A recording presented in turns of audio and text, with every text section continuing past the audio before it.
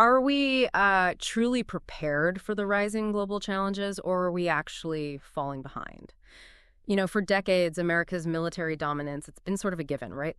Almost an assumption we all made. But the latest insights from a recent Senate Armed Services Committee hearing, they paint a pretty sobering picture.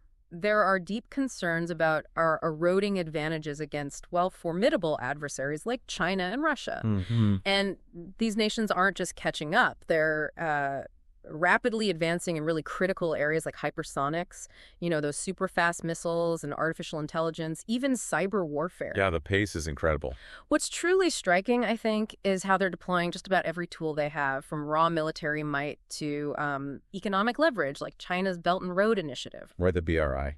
And even controlling crucial technologies like 5G internet, all aimed at directly challenging the global order we helped build. It's a multi-front challenge, definitely. Yeah. And now, with recent political shifts, a new administration, a new Senate majority, we're facing critical decisions about our national defense, our alliances, even our trade policies. Key decisions. This new landscape seems to signal a clear push to rebuild American strength, maybe redefine our role. It really makes you wonder, how do we reclaim that competitive edge? How do we secure our future in a world that feels, well, increasingly dangerous? And that's precisely the mission for our deep dive today, isn't it? We're pulling insights directly from a really crucial 2019 Senate Armed Services Committee hearing. That one focused specifically on strategic competition with China and Russia. Okay. And we're pairing that with a recent outlook for the 119 Congress report from Arnold and Porter, which details the potential impacts of the 2024 election. Right. So our goal here is to extract the most important insights on how the U.S. perceives these challenges, how it plans to address them, especially when you factor in these recent political shifts. We'll explore the perceived threats, the U.S. defense strategy to counter them, the absolutely indispensable role of international alliances, and how the new political landscape in Washington might fundamentally reshape America's approach to global power. So let's jump in. Okay. So when you look at the core concerns highlighted in that 2019 hearing, it really it boils down to the erosion of U.S. quantitative and qualitative advantages. Quantitative and qualitative, meaning numbers and quality. Precisely. Senator Inhofe put it quite starkly back then. He suggested the U.S. is outgunned and outranged, and maybe suffers from what he called a euphoric attitude since World War II. A euphoric attitude, wow. Yeah, it's this idea that maybe we've been a bit complacent, perhaps overlooking serious threats because, we had such success in the past. That phrase really is powerful, isn't it? It suggests a kind of dangerous comfort zone we might have been in. And he specifically pointed to nuclear modernization, right? China, for instance, now has a triad system. That's right, meaning they can launch nuclear weapons from land, air, and sea. It's a huge step up in capability. And both China and Russia are perceived to be ahead of the U.S. in developing hypersonics, those incredibly fast, hard-to-intercept missiles. That feels like a significant gap. It absolutely is.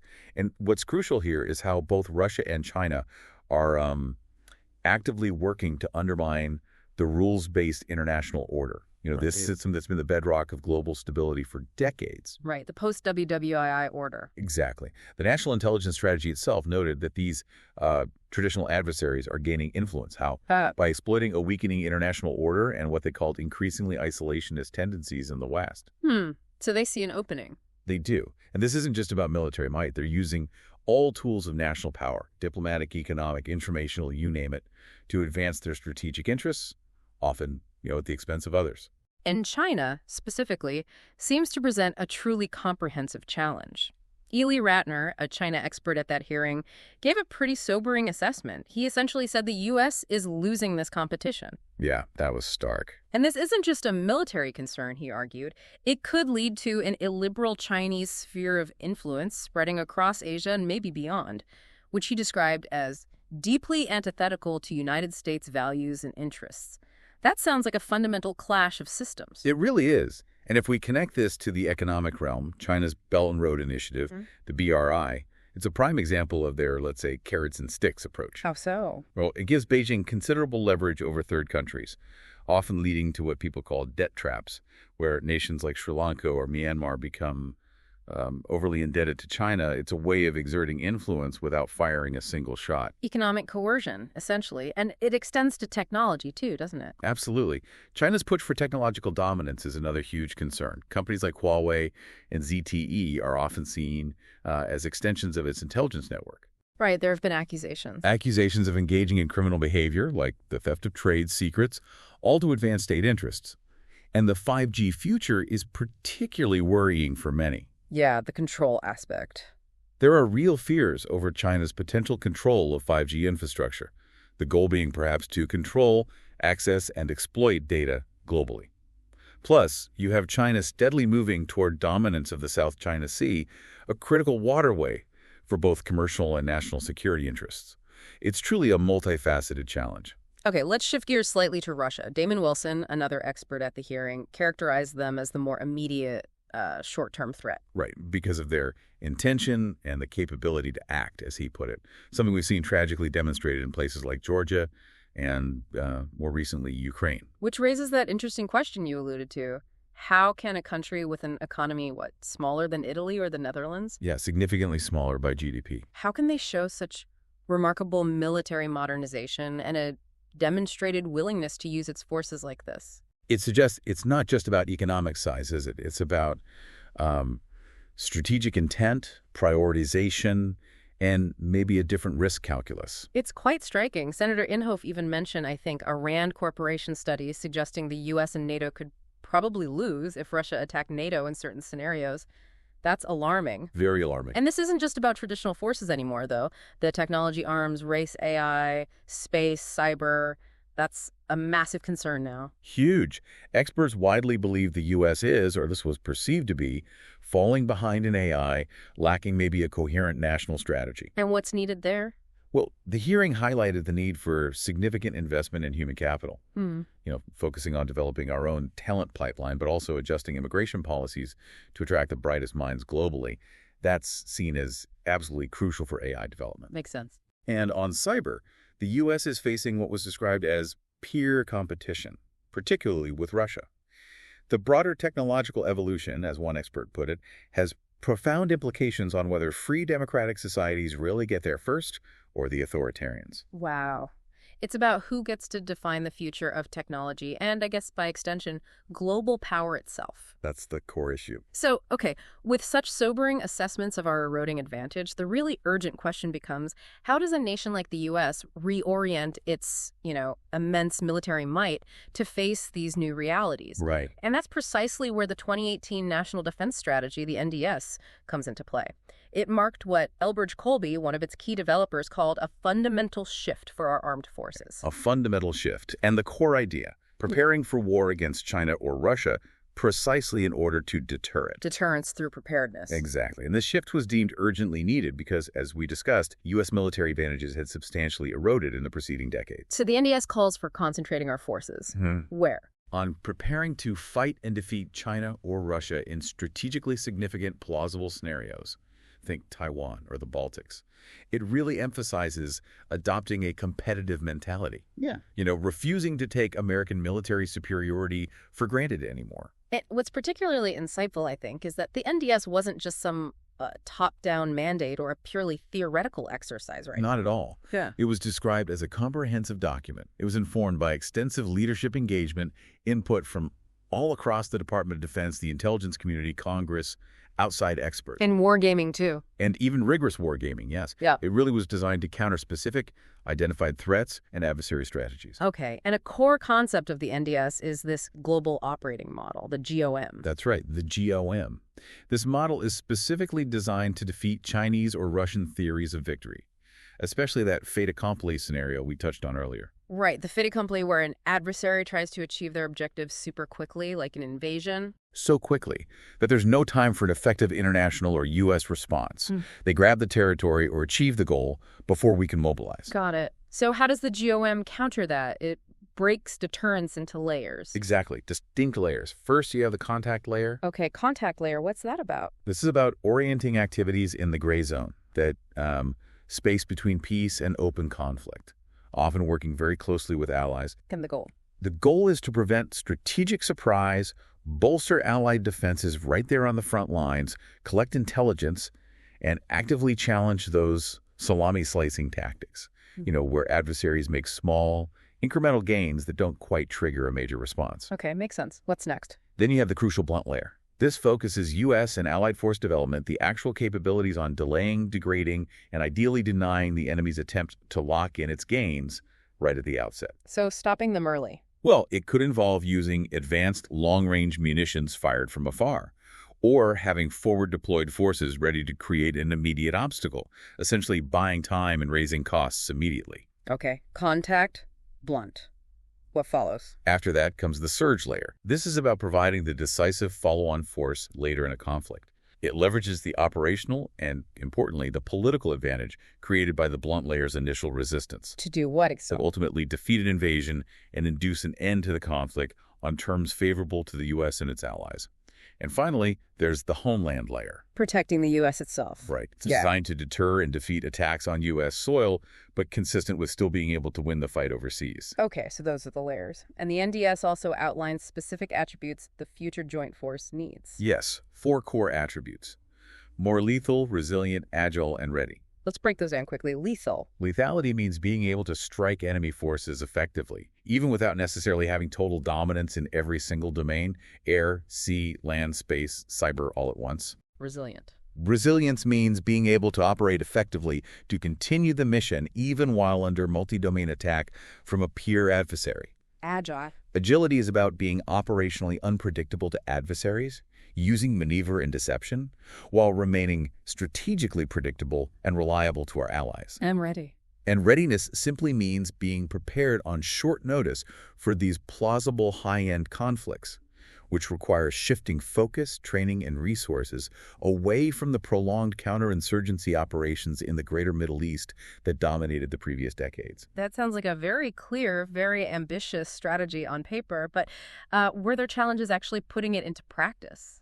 Well, the sources do suggest there were concerns that the Department of Defense perhaps lagged in implementation, maybe sending confusing and incompatible signals about its real commitment to the NDS priorities. Change is hard in large organizations. So what does this all mean for Congress's role? How do they ensure this strategy actually gets executed? Congress, it seems, has a really crucial oversight role here. They need to request formal reports on progress, really track implementation to ensure accountability. Holding feet to the fire, so to speak. Exactly. Yeah. And critically, they need to directly link budget proposals to NDS goals, ensuring significant investments go into actual capability improvements, better tech, better systems, rather than just, say, increasing the overall size of our forces without enhancing their effectiveness against peer competitors. And focus resources. Yes. The ultimate goal, as outlined, is to reduce spending on everything else not connected to that goal of preparing for great power competition with China or Russia. Prioritization is key. Okay. Now let's pivot slightly, because you can't talk about strategy without talking about allies. The NDS emphasizes them, right? Absolutely. They're central. Damon Wilson, who we mentioned earlier, emphasized that U.S. interests are best served when Washington and its allies act together. Simply put, the U.S. cannot effectively counter both Beijing and Moscow alone. So alliances are a force multiplier. He called them a strategic comparative advantage. It's not just about our military might, but about our unique network of partners, something China and Russia largely lack. But there were concerns raised about how we treat allies sometimes. Yes, specifically about unenforced errors, basically, self-inflicted wounds.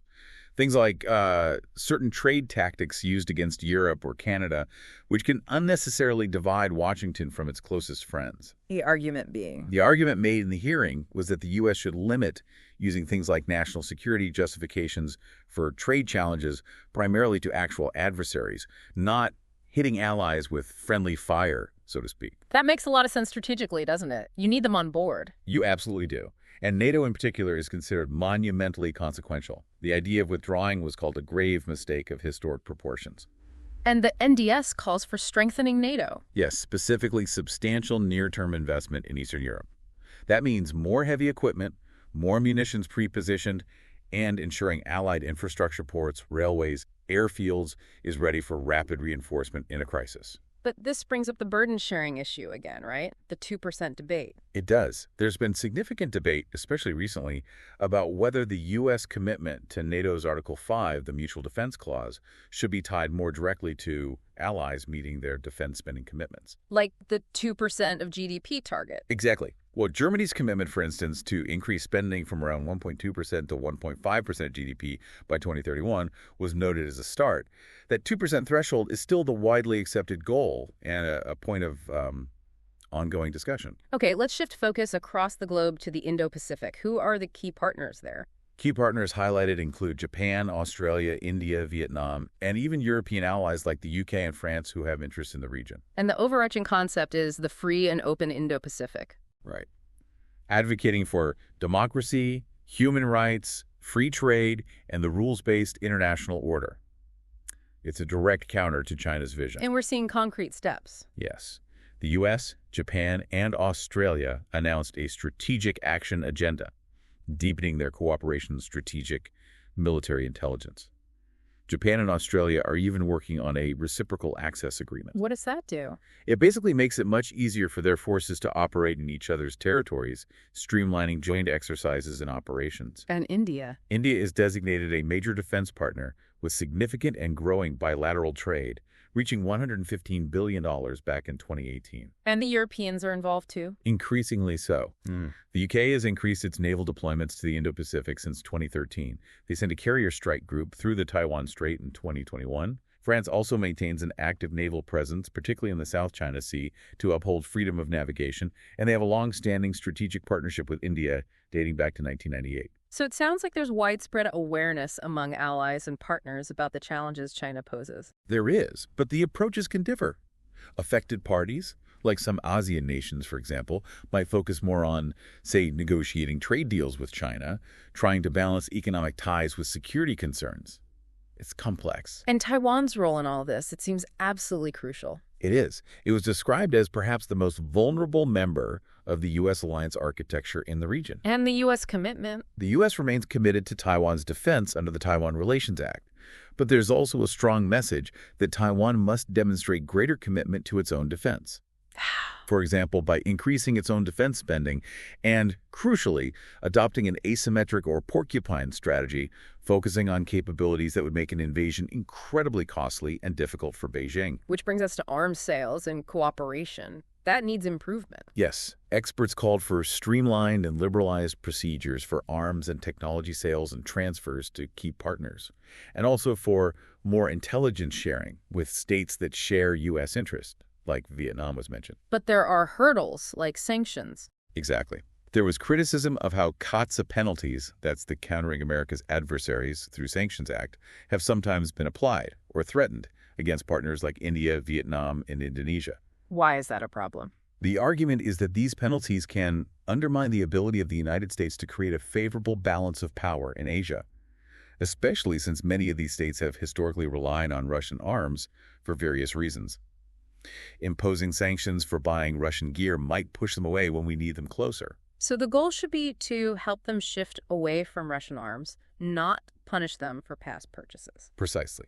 To provide viable alternatives and incentives to buy Western or U.S. equipment over time. Okay, this sets the stage perfectly for Part 4. The new American political landscape after the 2024 election. How might these shifts impact everything we've just discussed? Right. The Arnold and Porter report outlines the election results. President-elect Donald Trump winning the presidency, and significantly, Republicans gaining control of the U.S. Senate with a 53-seat majority. They flipped key seats in West Virginia, Montana, Ohio, and Pennsylvania. And that means new leadership in the Senate. Yes, a new Senate Republican leader will be elected. The top candidates mentioned were John Thune, John Cornyn, and Rick Scott. And in terms of key national security appointments for the new administration, Who are we looking at? Representative Michael Waltz is tapped as the new National Security Advisor and Senator Marco Rubio as the new Secretary of State. These are obviously very significant appointments that will heavily shape foreign and defense policy. So what does this new political landscape likely mean for the priorities of the 119th Congress and the incoming administration? Let's start with defense spending. Defense spending is generally expected to grow. The report notes the House-passed NDAA, that's the National Defense Authorization Act, was already at $895.2 billion, and the Senate's version even higher at $908.4 billion. And the focus within that spending. A strong push to prioritize research and development for emerging technologies, think AI, hypersonics again, and to significantly boost cyber capabilities. That aligns with the NDS focus. And China, still a top priority. Absolutely. China competitiveness remains maybe the top priority. Both the House and Senate Armed Services Committees are expected to continue funding U.S. Indo-Pacific Command at high levels, particularly through that Pacific Deterrence Initiative, or PDI. And beyond direct defense spending. We can anticipate increased scrutiny of U.S. economic entanglement with China, especially concerning sensitive industries like electric vehicles, semiconductors, and biologics. Meaning more restrictions? Possibly. Things like outbound investment screening mechanisms, controlling where U.S. money goes, and potentially other trade restrictions, maybe even tackled in a lame duck session before the new Congress. Plus, a strong advocacy for increasing domestic production of critical minerals to reduce that reliance on China. Okay, now here's where things might really change direction. Foreign assistance, specifically for Ukraine. Yes, this is a key area highlighted. There's been growing Republican criticism of the sheer amount of aid provided, over $117 billion in military aid alone. So what could happen? We could see significant cuts, potentially reduced arms shipments. President-elect Trump has publicly promised to quickly negotiate an end to the war, potentially by using the threat of halting U.S. aid to push Ukraine towards negotiations, or perhaps by signaling a slower path for Ukraine's eventual NATO accession. And what about U.S. support for NATO itself? That could also see significant shifts. President-elect Trump is thought likely to advocate for, let's say, a downsized U.S. participation or role within NATO. Reheating old arguments. Potentially reiterating past threats to possibly pull the U.S. out entirely if European countries don't meet that 2% of GDP defense investment guideline. These are policy stances, of course, that generate significant debate among foreign policy experts and, naturally, among our allies. Let's turn to trade policy more broadly. What's expected there? Well, President-elect Trump intends to invoke the 6-year renegotiation provision of the USMCA, the U.S.-Mexico-Canada agreement. To get a better deal. That's the stated goal, yes, especially for the U.S. auto industry. And fighting harder against transshipment, where goods are routed through Mexico or Canada to avoid tariffs. And other trade tools? He's likely to push Congress again to pass the Reciprocal Trade Act. This would allow the president to impose tariffs on imports from countries that levy higher tariffs on U.S. goods, essentially a mechanism for tariff reciprocity. What about existing frameworks like IPEF? He's expressed strong opposition to the Indo-Pacific Economic Framework for Prosperity, or IPEF, promising it will be dead on day one. We can also anticipate a continued focus on what's called Level the Playing Field 2.0 measures, aimed at supporting domestic steel interests, and strong support generally for expanding export controls. Targeting China. Primarily China-focused controls, yes, especially in sensitive tech industries like semiconductors, AI, biotechnology, and quantum computing. Okay, finally, let's touch on some domestic policies that have pretty significant national security or international relations implications. Immigration and border security. A major focus. The report outlines plans for potential mass deportations, halting releases of migrants apprehended at the border, ending the DACA program for childhood arrivals, restoring the Remain in Mexico policy for asylum seekers, reinstating the Title 42 Public Health Border Authority, possibly deploying troops to the border, and continuing wall construction. Tom Homan is expected to be named border czar. What about education policy? While completely eliminating the Department of Education seems unlikely, according to the report, the focus will probably be on reducing the federal role. How? Through spending cuts, particularly to programs like Title IE funding for disadvantaged schools and potentially student loan debt relief initiatives.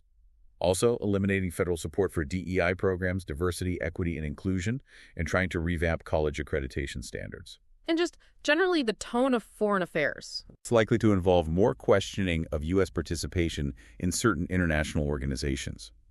Probably a lower priority placed on issues like climate change, human rights, and democracy promotion compared to the previous administration. With a higher priority on energy independence, securing supply chains, and rebuilding U.S. manufacturing capabilities. And lastly, oversight and investigations. What can we expect there from Congress? Increased scrutiny seems likely, targeting things like government and corporate ESG policies, environmental, social, and governance, challenges to social media content moderation practices, examinations of alleged debanking of certain individuals or groups, scrutiny of foreign funding for universities, and investigations into anti-Semitism and perceived censorship on college campuses. Okay, so to sort of bring this all together, we've seen how that 2019 expert testimony really highlighted significant and growing threats from China and Russia, not just to U.S. military standing, but also our economic and technological leadership. Right. And we've also explored the National Defense Strategy's ambitious plan, the NDS designed to rebuild U.S. deterrence, and the absolutely critical role alliances play, or are supposed to play, in that whole effort. And connecting the dots to today, the recent 2024 election results, they reveal a really powerful shift in the U.S. political landscape, don't they? Undeniably. A new administration and a new congressional majority seem poised to enact policies directly targeting these challenges we've discussed. Policies ranging from potentially increased defense spending and more aggressive trade measures against China to a significant reevaluation of foreign aid commitments, like for Ukraine, and perhaps a more transactional approach to alliances like NATO. So as America confronts these really complex global dynamics and simultaneously undergoes these significant domestic policy shifts, the big question, maybe the provocative thought for you, the listener, is this. How will all these changes ultimately redefine not just America's competitive edge, but maybe the very nature of American strength and leadership on the world stage in the years ahead? It's certainly the central question, isn't it? And something we'll be watching very closely